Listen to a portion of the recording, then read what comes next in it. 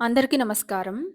ఈరోజు మనం నేటి కాలానికి ఎంతో ఉపయోగపడే టైమ్ మేనేజ్‌మెంట్, దినచర్య ఎలా ఉండాలి? రామాయణంలో దీని గురించి చాలా చక్కగా వాల్మీకి మహర్షి వివరించారు. దీని గురించి ఈరోజు మనం తెలుసుకుందాం. రాముడు తన కార్యక్రమాలని ఎంత చక్కగా చేస్తున్నాడంటే, తన దినచర్యలో పూర్వాన్ ధర్మ కర్మాణి కృత్వ ధర్మేణ ధర్మవిత్ శేషం దివస భాగంతం దేశకాల విభాగజః.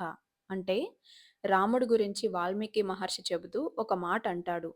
రాముడి యొక్క గొప్పతనాల్లో దేశకాల విభగ్నత అంటే ఎన్నో పనులు చేయవచ్చు. కానీ ఏ ప్రాంతంలో ఏ పని చేయాలి, ఏ కాలంలో ఏ పని చేయాలో తెలుసుకొని దాన్ని అనుసరించేవాడే రాముడు అని వాల్మీకి మహర్షి మనకి రామాయణంలో చెబుతున్నాడు. కానీ ఇప్పటి కాలంలో ఇలా ఎవ్వరు చేయట్లేదు. ఇప్పుడు పిచ్చి పట్టినట్టు అర్ధరాత్రి వరకు ఒకటే పని పెట్టుకొని దాని గురించే వెళ్ళిపోతూ ఉంటారు. ఏ కాలంలో ఏం చేయాలో కాల విభాగన ఇలా ఏం తెలీదు. ఇలాంటి వాళ్ళకి ఇది అర్థం కూడా కాదు. దేనికి ఎంత ప్రాధాన్యత ఇవ్వాలి అనేది తెలియాలి. ఇప్పటి తరంలో చాలామంది కోల్పోతున్న అంశమే ఇది. దేనికి ఎంత ప్రాధాన్యం ఇవ్వాలో తెలుసుకోవాలి. అలా తెలుసుకోకుండా ఇప్పటి తరం తయారైంది. ధనం కోసం పరిగెత్తడం లేదా భోగాల కోసం పరిగెత్తడం బాగా అలవాటైపోయింది. ఏదైనా ధార్మిక విషయాలు చెప్తే, "ఇప్పుడు టైం లేదండి. రిటైర్ అయ్యాక చేసుకుందాం" అని అంటారు.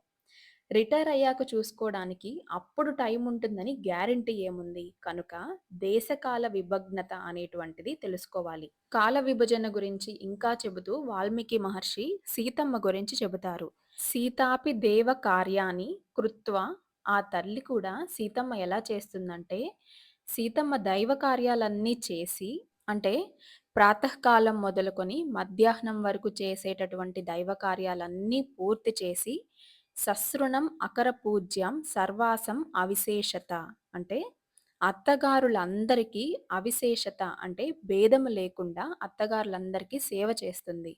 ఎంతోమంది పరిచారకులు ఉన్నా కానీ, మహారాణి అయినా కానీ వాళ్ళని పంపించకుండా అత్తగారులకి భేదం లేకుండా చూసుకుంటుంది. అత్తగారులని చెప్పడంలో ముగ్గురే ప్రాధాన్యం కాదు. దశరథుని పత్నుల గురించి మనం అయోధ్యకాండలో విన్నాం. వారందరినీ కూడా చక్కగా చూసుకొని, అంతేకాకుండా అతిథి అభ్యాగతులు, సత్కారములన్నీ కూడా చేస్తుంది. అంటే ఒక గృహిణిగా, రామ పత్నిగా, కోడలిగా, మహారాణిగా సీతమ్మ తల్లి దినచర్యలు ఎలా చేస్తుందో వాల్మీకి మహర్షి రామాయణంలో మనకి చూపించారు.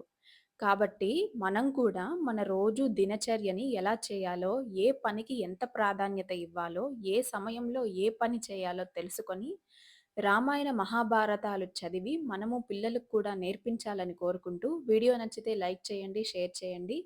జై సీతారాం అని కామెంట్ సెక్షన్‌లో కామెంట్ చేయండి.